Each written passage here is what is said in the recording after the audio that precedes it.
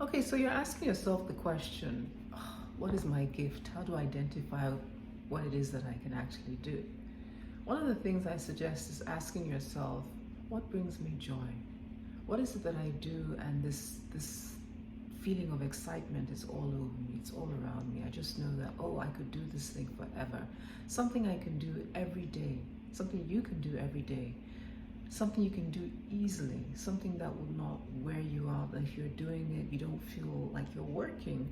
What is it you could do and not even get paid for and still want to do it? That's how you begin to identify that this is a gift. This is something that was given to me and has cost me nothing, but yet I can give it and offer it in exchange for wealth. All right? So once you recognize what it is that gives you joy, what it is that you can do unstoppably, continuously, what it is that you can do even without getting paid, you're probably already doing it and you don't know. But that's how you identify your gift. The next thing you ask yourself is, who needs me? Who needs the service that I have, what I have to offer? Who needs it? Who wants it? The truth is that someone desperately needs what you have to offer.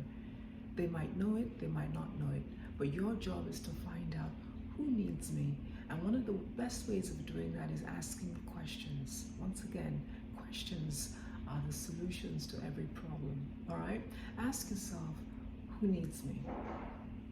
How do you find out who needs me? Once again, it's by asking yourself that question. Through a prayer. What is a prayer? A prayer is really asking yourself a question, saying, okay, God, show me the people that need me. Show me where my gift is recognized, where they're calling my name. Who is calling my name? The truth is someone's calling your name, but you don't even hear it. You don't even know. You're too fogged up in what it is that you're going through right now. You don't recognize that your name is being called somewhere.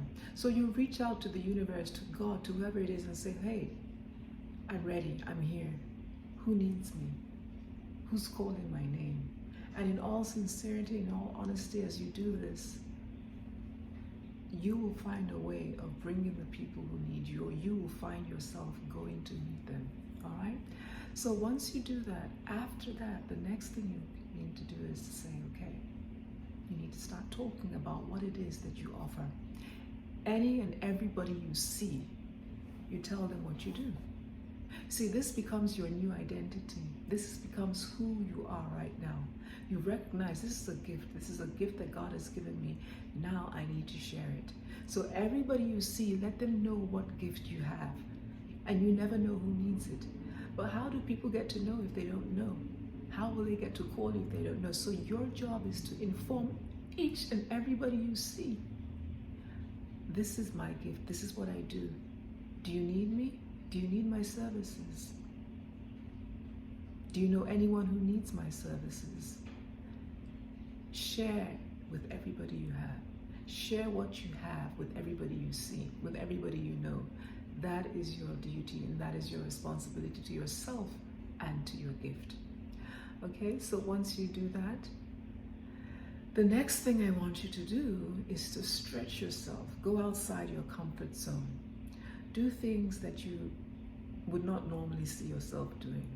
Do things that stretch you. Why do you do this? Because for so long you've been in the situation that you are in and you've become comfortable in it. So now we want to get you outside your comfort zone. And you have to ask yourself, what is it that I can do that scares me, that shocks me, that is not the same? No matter how little it is, each day, make it a point of duty to do something different, something you would not normally do. You're beginning to stretch yourself. You're beginning to shake yourself a little bit. You're beginning to do things that you normally would not do. What are you doing here? You're changing your routine, changing your pattern of comfort, whether it's the comfort in the pain, but you are changing that pattern. You don't want to be that same way, the same thing you're doing every day, every day. No, no, no, no, no.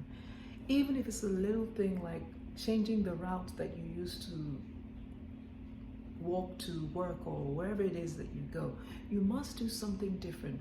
Even if it's it's say, okay, I'm going to start exercise, something different. You must find something that expands you, that takes you outside your comfort zone. That is a requirement to getting you to begin to recognize and appreciate your gift.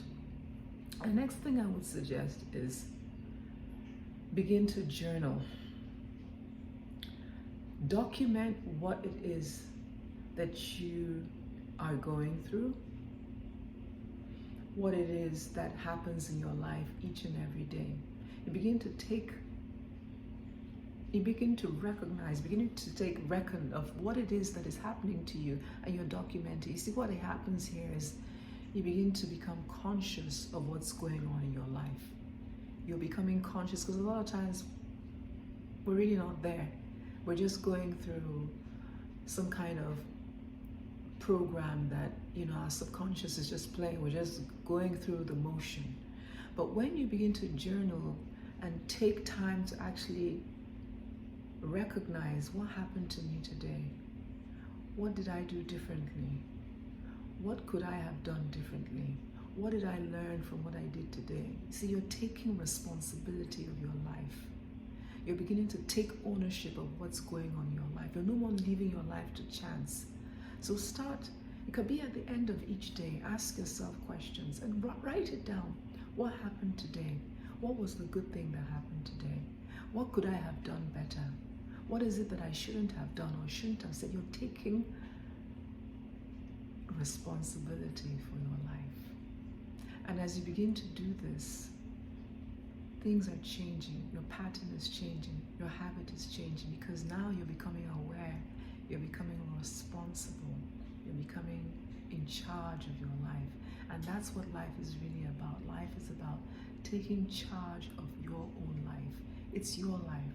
It's nobody else's life. If you don't take charge of your life, anything and everything will happen to it. But when you start taking responsibility and saying, this is my life. This is what happened today. This was not so good. How can I change it? What can I do to change it? That's when it starts. The change begins, because now you are conscious and you are putting your energy, your thought, and your life back into your own life. So let's start with a few of these tips, and we will see again and we'll talk some more.